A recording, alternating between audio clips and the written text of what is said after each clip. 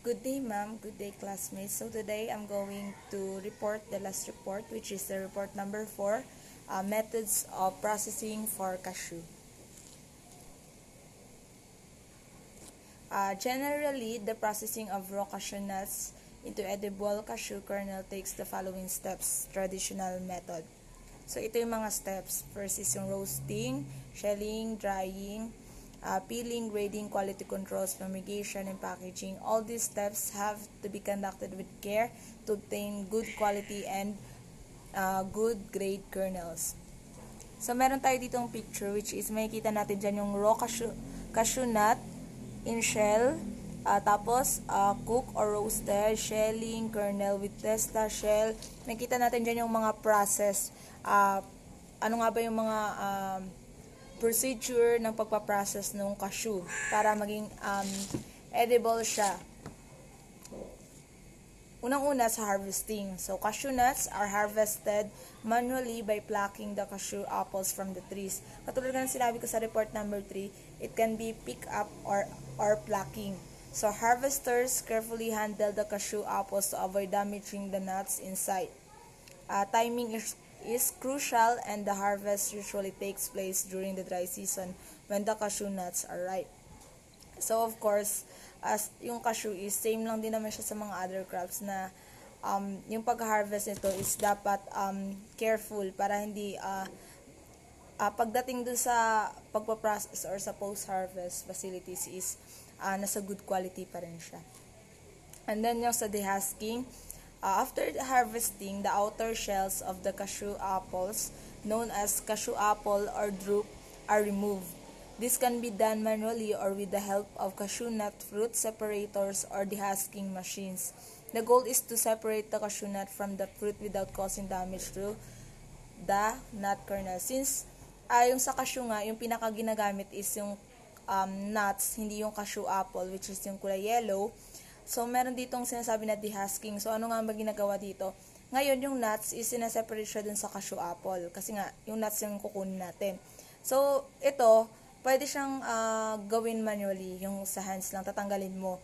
Pero, sa pag marami na talaga yung pinoproduce, gumagamit tayo ng cashew nut fruit separator. So, or yung dehusking machine. So, yung ano nga ba yung kagandahan nito is, yung goal nito is males or yung cashew is tatanggalin mo siya or ididihas mo siya without damaging the kernel. And then we have here the roasting. Roasting is an optional step that enhances the flavor and aroma of cashew nuts. The dried cashew nuts are subjected to controlled heat, which brings out their natural flavors and improves shelf life. Roasting can be done using specialized cashew roasting machines or ovens. So, itong roasting is optional lang siya. Pwede siyang sa processing ng cashew is hindi mo siya gawin or pwede mo rin siyang gawin. So, ano yung pinaka-goal ng roasting? Yung goal ng roasting is ma-improve yung aroma ng cashew nuts or yung flavor niya. So, dito may mga ginagamit. Pwede mo siyang gamitin yung oven or yung roasting machines talaga to enhance the flavor of and aroma of the cashew nuts. And of course, i-add ko lang, hindi niya lang i-enhance yung flavor and aroma. Also, dito sa pagro-roast is na-improve na din yung shelf life. So, mas mapapatagal na yung shelf life ng ating cashew nuts. Sa shelling naman, shelling is the process of removing the outer shell or testa of the cashew nut to reveal the edible kernel. Cashew nuts have a unique shape and their shells are extremely hard. So, sa shelling is, ano nga ba yung kinagawa dito? So, ito yung process na nire-remove natin yung outer shell or testa of the cashew nut. So, makikita natin, di ba, sa nuts niya na yun, alam naman natin na, tawag doon, nakabalot, yung nuts is nandun pa sa loob niya. And then, yun yung pinaka kinakain. So, ngayon, yung testa or yung shell na is tatanggalin natin. Yun yung yung nakapaloob dun sa testa, yung edible kernel ng cashew. And then, yung cashew nuts natin is, meron daw siyang unique shape, which is pa-kidney style siya. And their shells are extremely hard. So, yung shell nitong ng cashew nuts is, matigas talaga siya.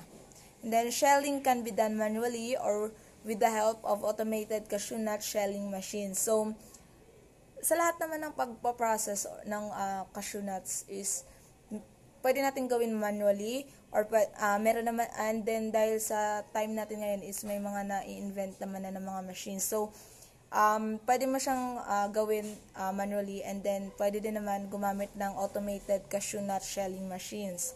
The objective is to crack the shell without damaging the kernel inside. So, same naman dun sa mga na-invent na mga machineries, no, makikita natin is, yung goal nila is iisa lang, kundi yung kernel natin or yung edible kernel na makukuha natin is ma-avoid yung damage. And then drying. The cashew nuts, still encased in their inner shells, are spread out in a single layer to dry. Drying is essential to reduce moisture content and prevent mold or fungal growth.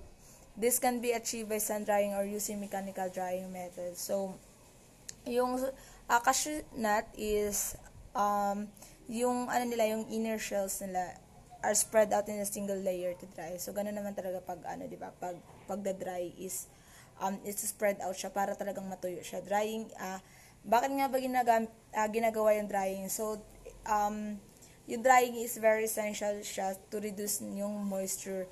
Kasi 'di ba alam naman natin pag the more yung moisture is mataas, the more na kapital siya ng mga molds, ayun, or magkaroon ng mga fungal growth. So, mahalaga yung drying para ma-lessen natin yung moisture content ng nuts natin.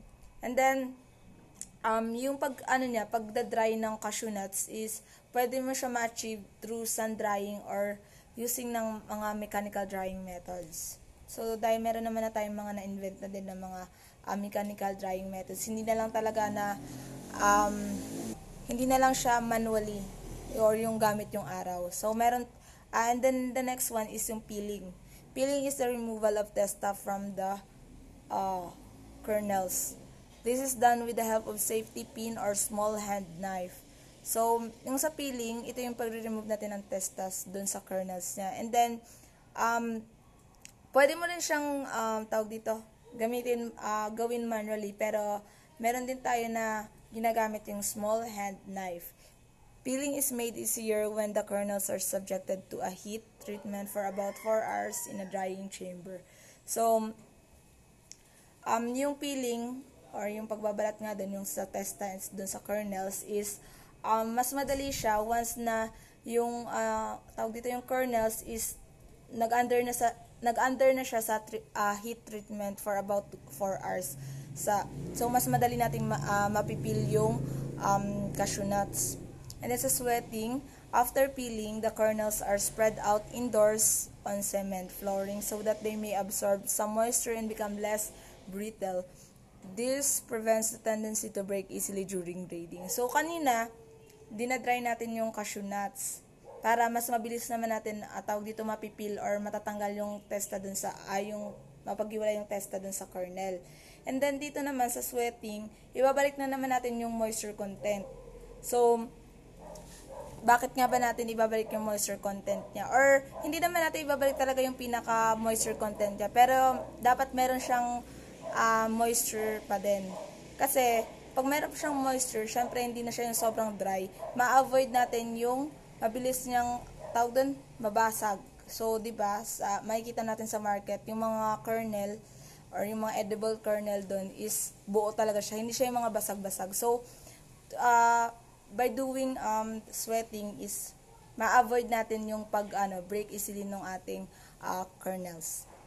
And then sa grading and sorting, grading and sorting involve categorizing cashew kernels based on their size, color, and quality. This is typically done using specialized machinery that separates cashew kernels into different grades or categories. Grading ensures uniformity in the final product and facilitates quality control. Alam naman natin sa post-harvest house or packing house is yung grading and sorting is isa talaga yun sa nagiging process doon. So, ano nga ba yung kahalaga ng grading and sorting? Makikita natin dito or makakategorize natin or mag-group natin sila, yung mga kernels based on their size, kung pasado ba siya, yung color ba, pasok siya sa standard, and then yung quality, okay ba? Kasi minsan kung wala tayong grading and sorting, may chance na yung may mga diseases na kernels or mga basag-basag, yung kulay is hindi naman talaga yun yung standard, is may chance na makapasok. So sa grading and sorting, dun pa lang napipili na yung mga dapat. And then, hindi lang siya mano-mano. Pwede din naman mano-mano kasi gano'n naman talaga ginagawa. Pero ngayon, meron ng mga specialized machinery na ginagamit para ma-separate yung mga cashew kernels based sa shape nila, size, color. Ayun, kung pasok ba siya. And then, sa grading, na-ensure natin yung uniformity, yung pagkakatulad ng mga product na i-deliver sa market. And then, sa packaging, the final stage of the cashew manufacturing process is packaging. Cashew kernels are carefully packed in a various packaging materials such as vacuum-sealed bags, cans, or cartons to maintain freshness and prevent moisture absorption. Proper packaging ensures that the kernels reach consumers in optimal conditions. So, ano nga ba yung kalaga ng packaging? So, sa packaging is, isa talaga sa, tawag dito, main na ginagawa sa packing house. Kaya nga makikita natin packing house. So, dapat yung mga pangpapak natin dun sa sa product na cashew nuts is safe doon. Hindi pwedeng mapasukan ng mga pest. Ayan, mga virus, bacteria. So, pwede natin gumamit dyan ng vacuum sealed bags, mga lata, cartons, and mga plastics para ma-maintain natin yung freshness and ma-prevent din natin yung moisture absorption. Kasi yung sa moisture, pag too much yung ma-absorb nila ng moisture is pwede din siyang mag-cause ng spoilage. And then, through the use of mga packaging materials is ma-ensure natin na yung yung kernels natin is ma-reach yung consumer na fresh siya, na ma-reach yung standard ng mga consumers. And then sa quality control, throughout the manufacturing process, quality control measures are implemented to ensure that only high-quality cashew kernels are produced. So dito sa quality control, hindi lang after ng packaging is tapos na agad. So meron tayong tinatawag dito na quality control, which is dito ini-ensure niya na yung mga good quality or high quality cashew kernels, yun lang yung mapoproduce talaga.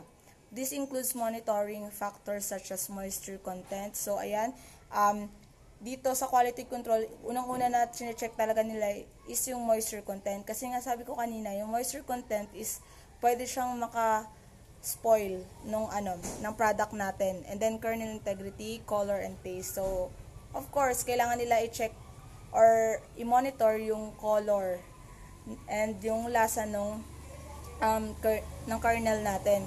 And then regular inspections, testing, and adherence to quality standards are essential to maintain product consistency and meet the customer expectations. So dapat ma-ensure din na nila yung product is in a uniform. So nandun yung consistency kasi mamaya bakit iba to? Bakit iba naman to? Diba? Ganun yung mga consumers.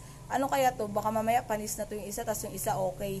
So dapat pag nag-produce tayo is nandun yung uniformity and consistency ng product natin. So, yun lamang po. Thank you.